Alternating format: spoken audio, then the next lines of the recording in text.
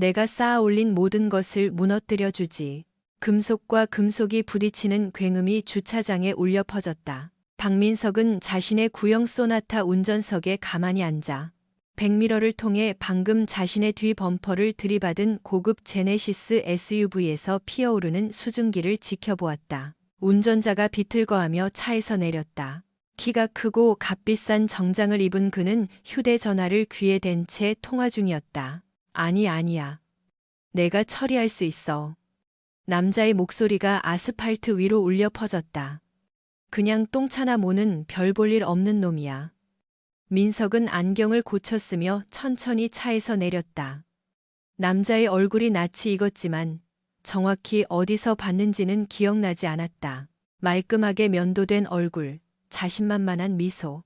어딜 가나 자신이 주인공이라고 믿어 의심치 않는 부류의 인간이었다. 미안하게 됐으다. 남자가 전혀 미안하지 않은 말투로 말했다. 최태성입니다.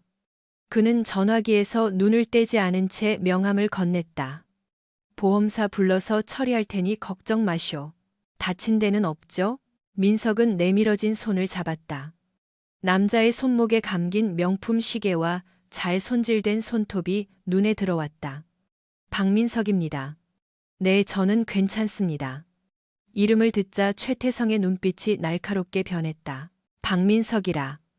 흔한 이름은 아닌데 혹시 이수진 씨 아십니까? 모리슨 자산운용 컴플라이언스 팀 준법 감시팀에서 일하는? 그 질문은 마치 찬물처럼 민석을 끼얹었다. 제 아내입니다. 이런 우연이 있나. 최태성의 미소가 더 넓어졌다. 세상 참 좁네요.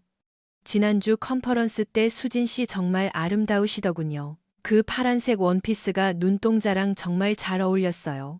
민석은 가슴속에서 무언가가 덜컥하고 내려앉는 것을 느꼈다. 수지는 지난주 화요일에 야근을 한다고 했었다. 컨퍼런스 얘기는 꺼내지도 않았었다. 그리고 그녀는 파란색 원피스를 입지 않았다. 그날 그녀는 평소에 입던 회색 정장 바지를 입고 집을 나섰었다. 컨퍼런스요? 민석이 조심스럽게 되물었다.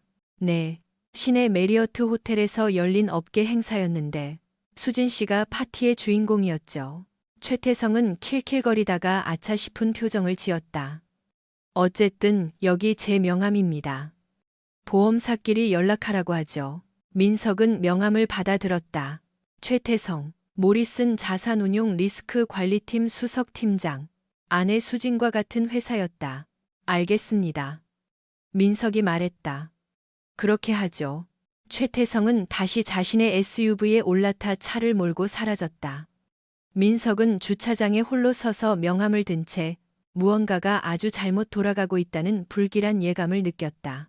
그날 저녁 민석이 식탁에 앉아 보험 서류를 검토하고 있을 때 수진이 들어왔다. 그녀는 익숙한 태연함으로 핸드백을 조리대에 던져 놓았다. 오늘 하루 어땠어? 그녀가 우편물을 정리하며 민석을 쳐다보지도 않고 물었다. 흥미로웠어. 학교 앞에서 추돌 사고를 당했거든. 어머 저런. 괜찮아? 괜찮아. 최태성이라는 사람이 자기가 당신 직장 동료라더군. 봉투를 집어들던 수진의 손이 찰나의 순간 멈칫했다. 최 팀장님? 아, 맞다. 리스크 관리팀에 계셔. 보험 정보는 받았어? 지난주 화요일 메리어트 호텔 컨퍼런스에서 당신을 봤다더군. 이제 그녀는 민석을 똑바로 쳐다보았다. 표정은 완벽하게 중립적이었다. 컨퍼런스? 아, 그거. 그냥 지루한 준법 감시 세미나였어. 별로 얘기할 만한 게 아니라서 말 안 했지. 당신이 파란색 원피스를 입고 아주 멋져 보였다고 하던데. 수지는 웃었지만 그 웃음소리는 억지스러웠다. 아마 다른 사람이랑 착각하셨나 봐. 그런 행사가 다 그렇잖아.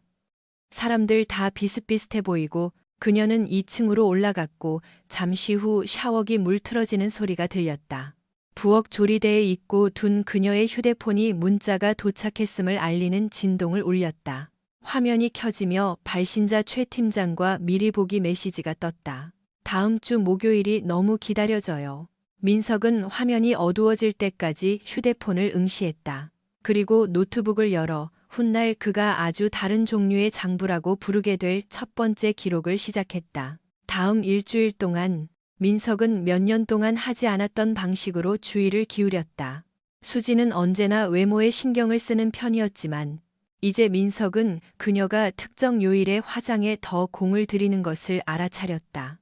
그녀가 끊임없이 휴대폰을 확인하고 민석이 방에 들어오면 화면을 뒤집어 놓는 모습, 야근이 잦아지고 주말 심부름이 평소보다 몇 시간씩 더 걸리는 미묘한 일정 변화들.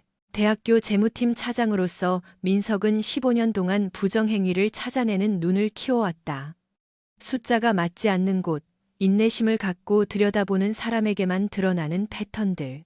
이제 그는 그 체계적인 주의력을 자신의 아내에게 돌렸다. 그는 가계 재정, 신용카드 명세서, 은행 기록, 대출 서류부터 시작했다. 그가 발견한 사실에 속이 뒤집혔다.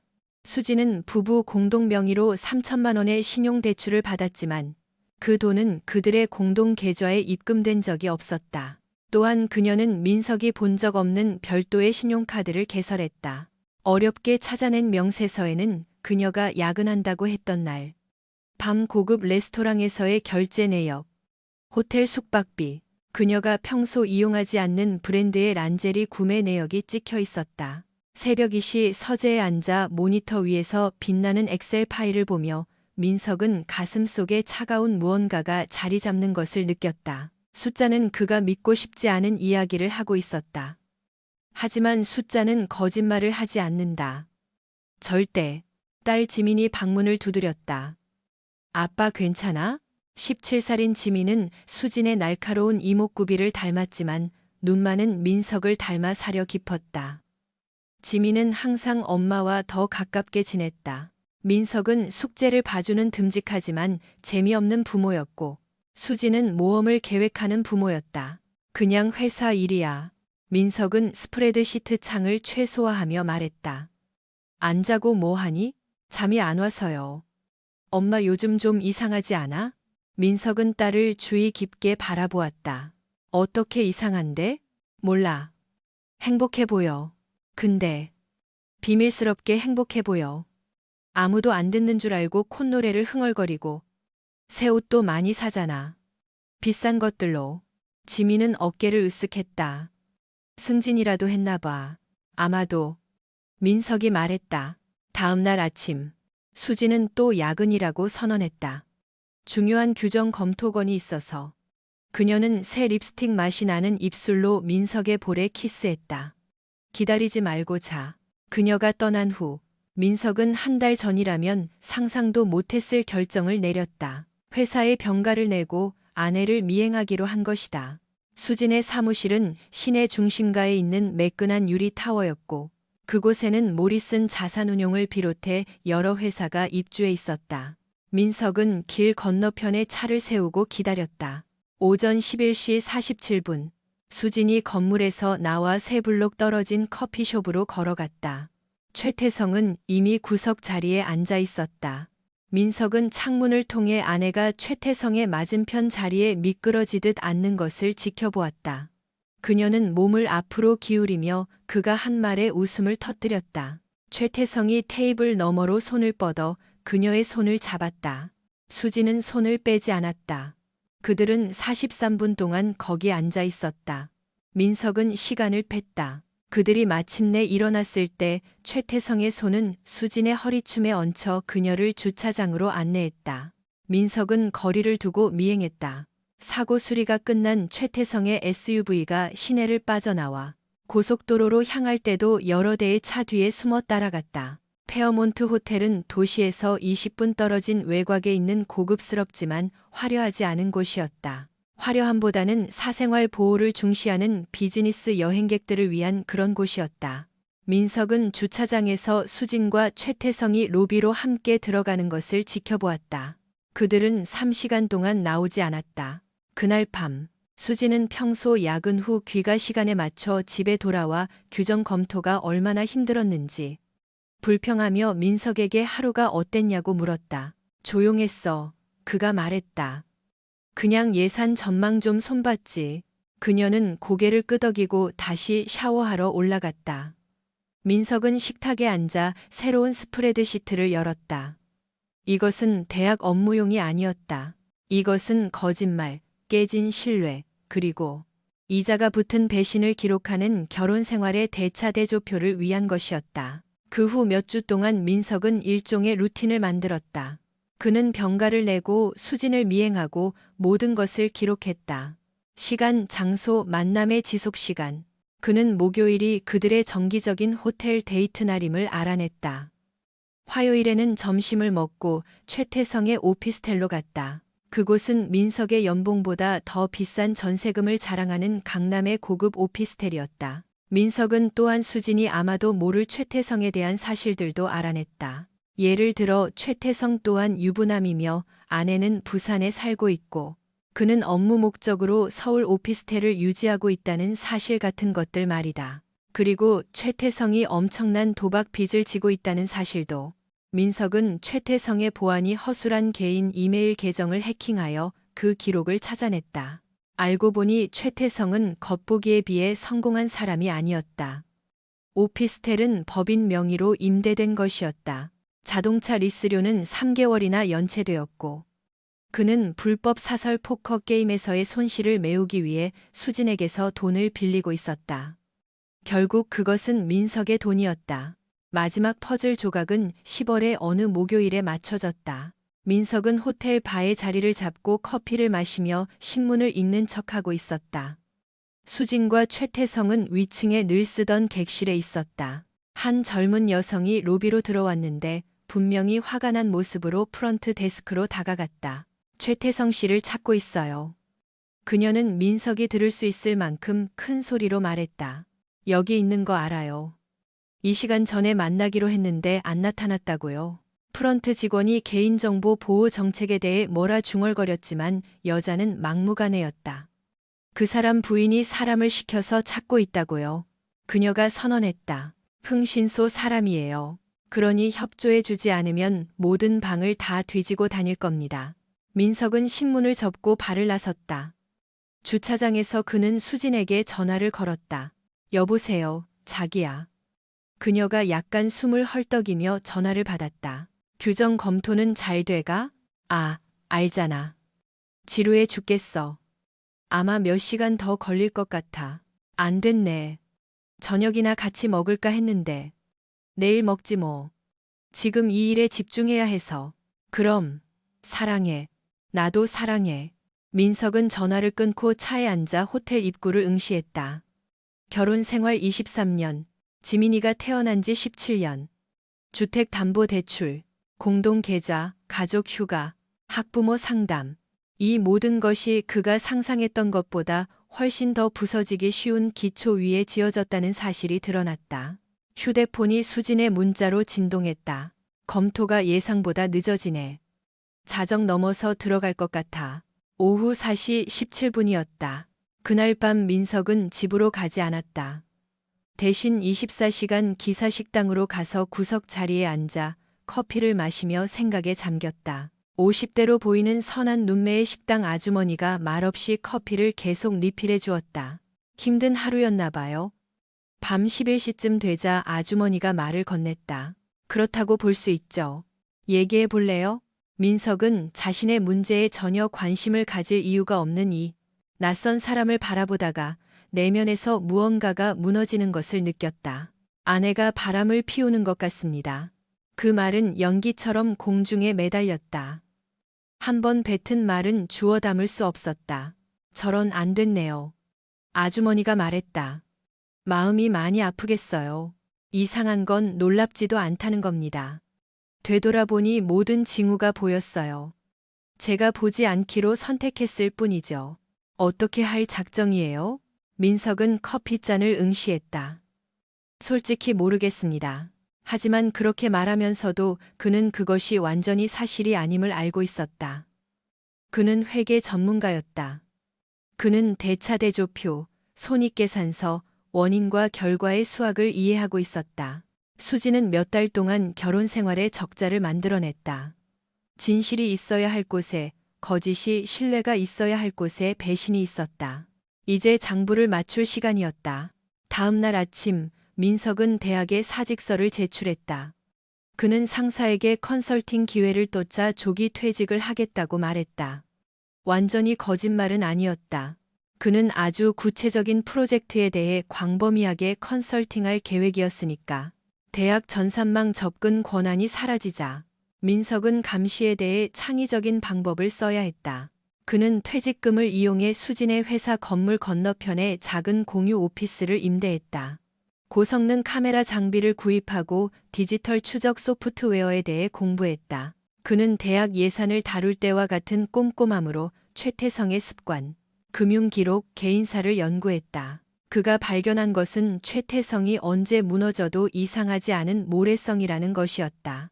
도박빚은 민석이 처음 계산했던 것보다 훨씬 심각했다. 최태성은 고객 계좌에서 돈을 빼돌리고 있었는데 아주 적은 금액을 교묘하게 숨겼지만 민석의 훈련된 눈은 그 부정행위를 포착했다. 또한 최태성은 정교한 법인카드 횡령을 저지르고 있었는데 개인 비용을 법인카드로 청구하고 영수증 처리를 조작하고 있었다. 가장 흥미로운 점은 최태성이 모리슨 자산운용이 관리하는 자선단체 계좌에서 자금을 횡령하고 있다는 것이었다.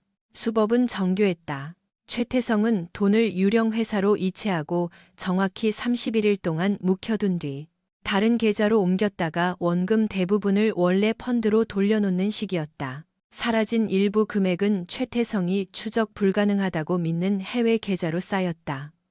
민석은 6시간 만에 그 흐름을 추적해냈다. 이 정보를 무기로 민석은 대응책을 마련하기 시작했다. 수진이 신뢰와 배신을 가지고 장난을 치고 싶다면 전문가가 그 게임을 어떻게 하는지 보여줄 작정이었다. 첫 번째 수는 은밀했다. 민석은 익명 이메일 계정을 만들어 모리슨 자산운용의 감사팀에 제보를 보냈다.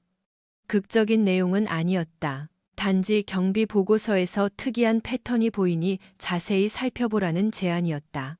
주의를 끌만한 구체적인 세부 사항은 포함했지만 최태성을 바로 지목할 정도는 아니었다.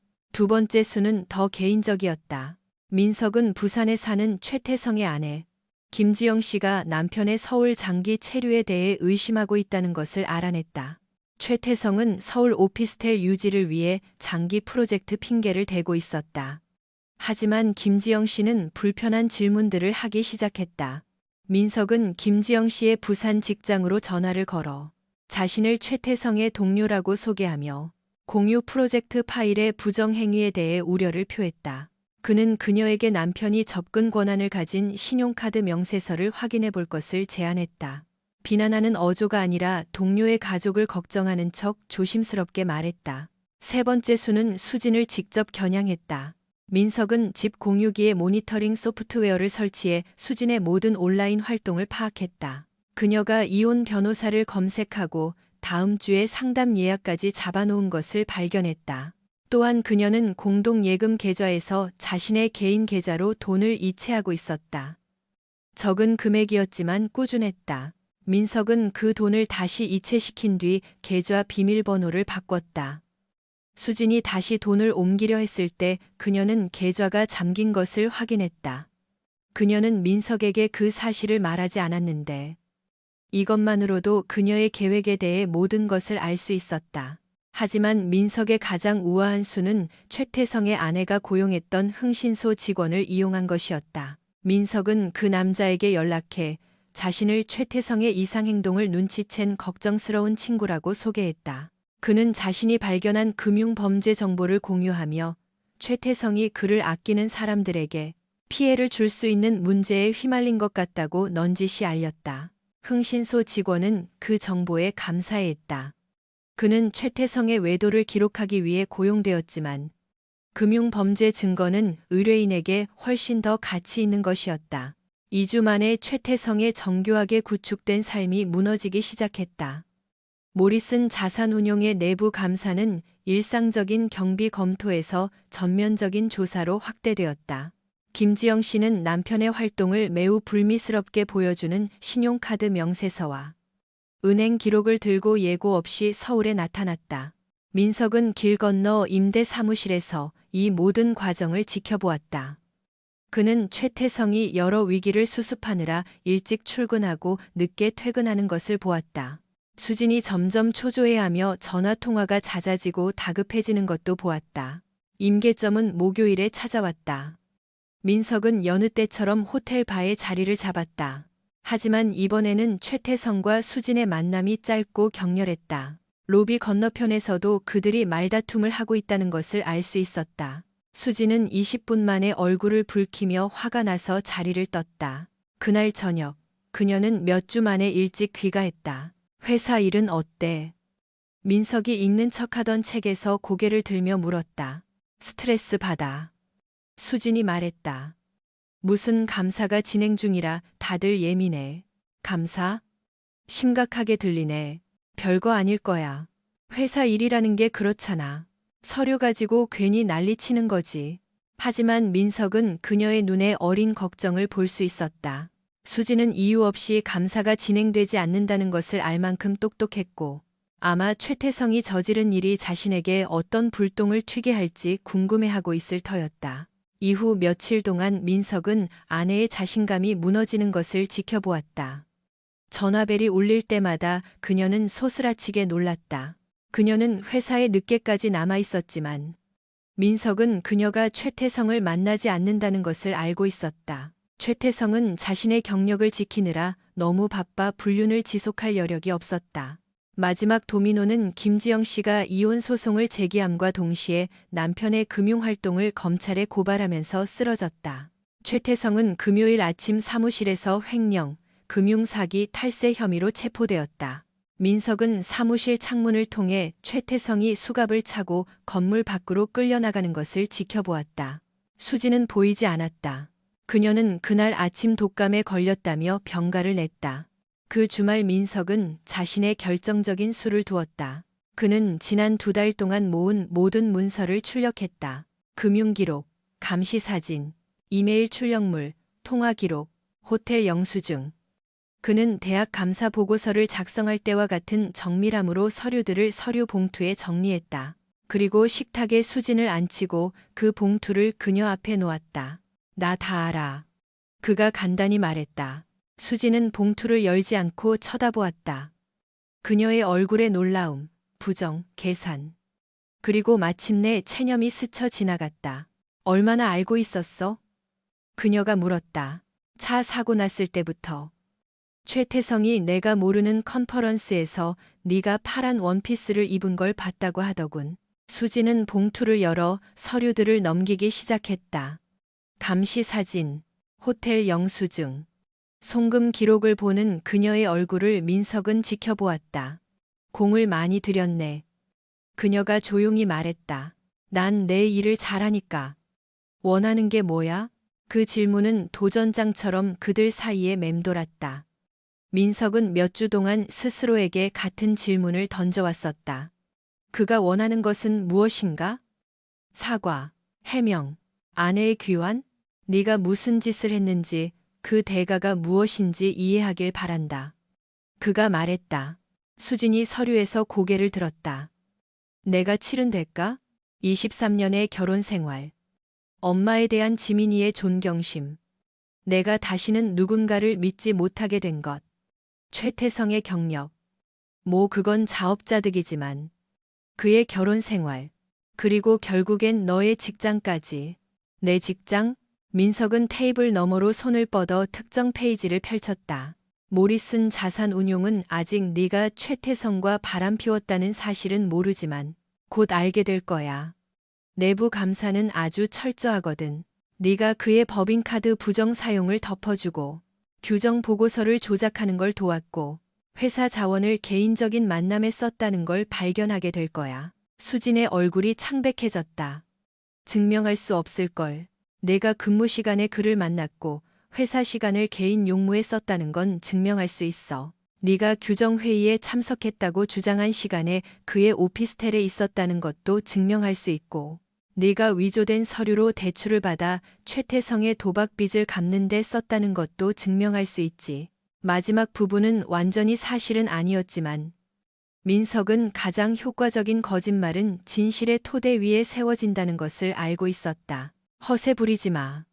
수진이 말했지만 목소리에는 확신이 없었다. 민석은 재킷 안주머니에서 휴대폰을 꺼냈다. 그는 원하는 사진을 찾을 때까지 스크롤을 내렸다. 화요일 오후 2시 17분. 수진과 최태성의 오피스텔 건물로 들어가는 모습이 선명하게 찍혀 있었고, 시간 정보도 기록되어 있었다. 이런 사진 수백 장은 있어. 그가 말했다. 장소도 다르고 날짜도 다르지만 모두 네가 근무 중이라고 했던 시간들이지. 수지는 사진을 응시했고 민석은 그녀가 자신이 완벽하게 패배했음을 깨닫는 바로 그 순간을 목격했다. 원하는 게 뭐야? 그녀가 다시 물었다. 내가 떠나는 것. 민석이 말했다. 오늘 밤 가방에 챙길 수 있는 것만 챙겨서 다른 곳으로 가. 지민이에 대한 양육권은 내가 갖고 너는 20년 전 결혼할 때 가져왔던 것만 가지고 나가는 조건의 이혼 서류에 서명해. 그건 불공평해. 불공평하다고? 민석은 웃음을 터뜨렸고 그 소리가 얼마나 차갑게 들리는지 스스로도 놀랐다. 너는 내 연남의 빚을 갚으려고 우리 공동 계좌에서 돈을 훔쳤어. 몇 달 동안 매일 나한테 거짓말을 했고 내가 훔친 줄도 몰랐던 돈을 포함해 내가 일해온 모든 것의 절반을 챙겨서 이혼하고 새 살림을 차릴 계획이었잖아. 도대체 이 상황에 어디가 너한테 불공평하다는 거지? 수지는 봉투를 닫고 밀어냈다. 그럴 의도는 아니었어. 하지만 일어난 일이야. 이제 대가를 치러야겠지. 생각할 시간이 필요해. 아니, 민석이 말했다. 너는 짐을 싸야 해. 그날 밤. 수지는 옷가지로 여행 가방 2개를 채우고 시내 반대편에 사는 언니네 집으로 떠났다. 민석은 그녀가 가방을 차까지 옮기는 것을 도왔다. 20년의 결혼 생활 동안 보여주었던 것과 똑같은 정중한 예의를 갖춘 채로. 지민이한테는 뭐라고 할 거야?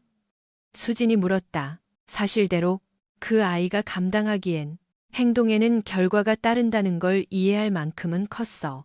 수진이 차를 몰고 떠나자 민석은 진입로에 서서 사라지는 미등을 지켜보았다. 텅 빈 느낌이었지만 묘하게 안도감이 들었다. 불확실성은 끝났다.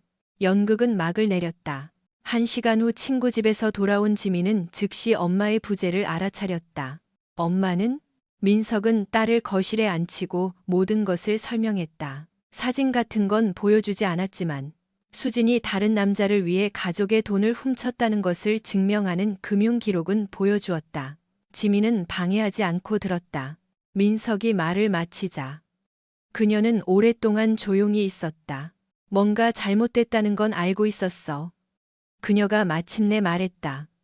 하루 종일 폰만 쳐다보는 거랑 아빠 없을 때 더 행복해 보이는 거. 이런 식으로 알게 돼서 미안해, 아빠. 이혼하는 거야? 그래. 나 아빠랑 살아도 돼? 민석은 가슴속의 답답함이 조금 풀리는 것을 느꼈다. 물론이지. 그 후 몇 달 동안 민석의 예측은 정확히 맞아떨어졌다. 모리슨 자산운용은 내부 조사를 완료하고 회사 내규 위반으로 수진을 해고했다. 그녀는 형사 고발되지는 않았다. 민석은 최태성의 계획에 대한 그녀의 관여가 범죄라기보다는 순진함으로 보이도록 신중을 기했지만 그녀의 업계 경력은 사실상 끝장났다.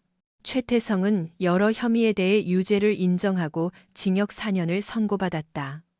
그의 아내는 이혼하고 아이들과 함께 부산으로 돌아갔다. 그의 오피스텔은 자산 몰수의 일환으로 압류되었고 고급차는 회수되었다. 수지는 작은 보험 대리점에 접수원 자리를 구했는데 급여는 이전의 절반도 되지 않았다. 그녀는 원룸으로 이사했고 10년 된 중고차를 몰았다. 민석은 전처를 불쌍히 여겨야 한다고 생각하는 공통의 친구들을 통해 이런 세부 사항을 들었다. 그는 그렇지 않았다. 이혼은 2월에 확정되었다.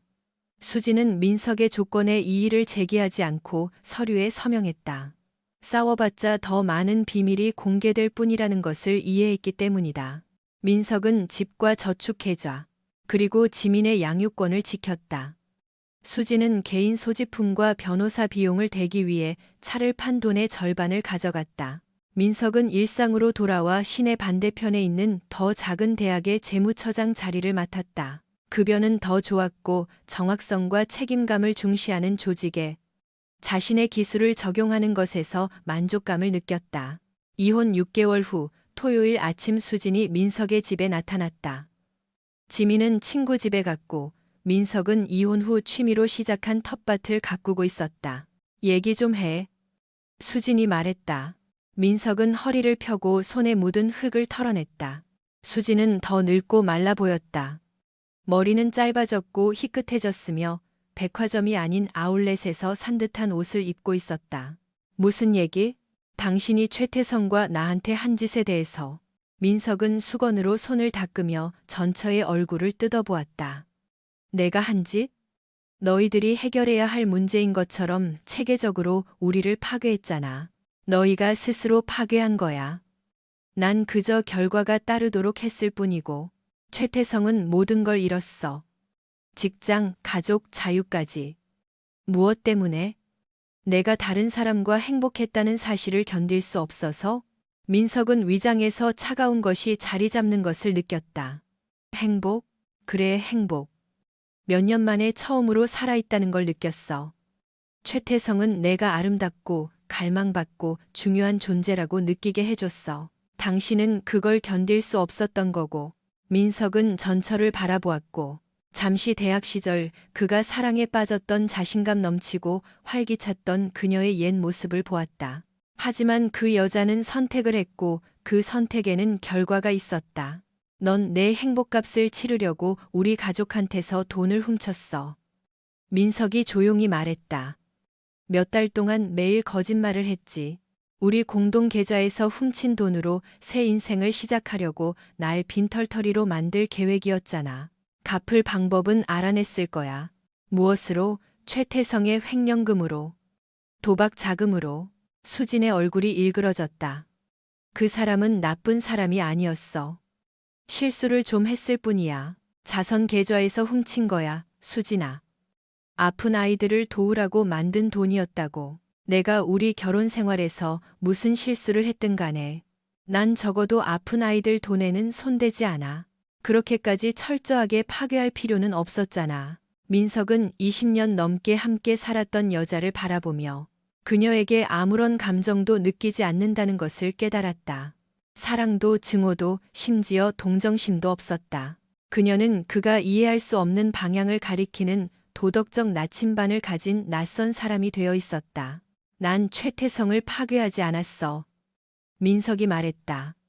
난 그저 그가 진짜 어떤 사람인지 사람들이 알게 했을 뿐이야. 그게 그를 파괴했다면 그건 나보다 그 사람에 대해 더 많은 걸 말해주는 거지. 수지는 손등으로 눈물을 훔쳤다. 우리는? 지민이는 어쩔 건데? 지민이는 잘 지내. 학교 생활도 잘하고 있고 친구도 있어. 약속을 지키는 사람과 깨는 사람의 차이에 대해 중요한 교훈도 배웠지. 내 전화는 받지도 않아. 그건 걔 선택이야. 17살이면 엄마랑 어떤 관계를 맺을지 스스로 결정할 나이야. 수지는 오랫동안 그를 응시했다. 당신 변했어. 예전엔 친절했는데. 민석은 이 말을 곱씹었다. 예전엔 순진했지. 차이가 있어. 상처 주려던 건 아니었어. 하지만 상처를 줬지. 그리고 내가 막지 않았다면 계속 상처를 줬을 거고. 그게 너와 나의 차이야. 수진아, 난 네가 어떤 사람이 됐는지 깨달았을 때 행동을 취했어. 수진은 떠나려다 멈춰섰다. 그냥 나한테 말했으면 어땠을까 생각해 본 적 없어? 최태성에 대해 안다고 끝내라고 말했으면? 민석은 진지하게 생각해 보았다. 그랬으면 끝냈을까? 수지는 오랫동안 말이 없었다. 모르겠어. 그게 대답이네. 수진이 떠난 후 민석은 현관에 앉아 그 대화를 생각했다. 최태성의 징역형, 수진의 궁핍한 생활. 그가 시작한 일련의 사건들에 대해 죄책감을 느껴야 하는지 궁금했다. 하지만 죄책감은 들지 않았다. 몇 달 동안 삶에서 빠져있던 무언가가 느껴졌다. 평화였다. 그날 저녁, 지민이 집에 돌아와 현관에서 책을 읽고 있는 민석을 발견했다. 아까 엄마 다녀갔어. 그녀가 옆 의자에 앉으며 말했다. 알아. 얘기하고 싶어 하더라. 무슨 얘기했어? 아빠가 일을 처리하는 방식이 너무 가혹했다고 생각하더라. 지민은 잠시 조용했다. 아빠도 그렇게 생각해? 민석은 책갈피를 끼우고 딸을 바라보았다. 17살의 딸은 이미 성숙한 여인이 될 조짐을 보이고 있었다. 사려 깊고 직설적이며 어려운 질문을 두려워하지 않는. 난 정확했다고 생각해. 그가 말했다. 내 엄마는 선택을 했고 난 그 선택에 합당한 결과가 따르도록 했을 뿐이야. 다른 사람이라면 다르게 처리했을 수도 있겠지만 난 내가 아는 방식대로 했어. 회계사처럼. 민석은 미소를 지었다. 지민은 의자에 등을 기댔다. 난 아빠가 그렇게 해서 다행이야. 그냥 용서하고 다시 받아줬다면 난 평생 엄마가 언제 또 우리한테 거짓말을 할지 궁금해하며 살았을 거야. 민석은 손을 뻗어 딸의 손을 꽉 쥐었다. 어느 한쪽을 선택할 필요는 없어. 선택하는 거 아니야. 난 그냥 진실을 말하는 부모랑 살기로 한 거야. 조용한 거리에 해가 지면서 민석은 지난 1년을 되돌아보았다. 아내를 잃었지만 딸을 지켰다. 사람에 대한 믿음을 잃었지만 자신의 강인함에 대해 더 명확히 이해하게 되었다. 순진함은 잃었지만 더 가치 있는 것, 즉 자신에게 소중한 것을 지킬 능력이 있다는 지식을 얻었다. 휴대폰이 모르는 번호에서 온 문자로 진동했다. 안녕하세요. 독서 모임의 정서연입니다. 지난주 카페에서 뵈었죠? 언제 저녁 식사라도 하실래요? 민석은 오랫동안 메시지를 응시하다가 답장하지 않고 삭제했다. 아직은 준비가 되지 않았다. 어쩌면 영원히 안 될지도 모른다. 하지만 지금은 딸과 일, 그리고 마음의 평화가 있다. 겪은 모든 일에도 불구하고 그것만으로 충분하게 느껴졌다. 그는 머리 위로 별들이 떠오르는 가운데 책을 펼쳐 계속 읽어내려갔다. 그리고 몇 달 만에 처음으로 박민석은 자신이 있어야 할 곳에 정확히 있다고 느꼈다.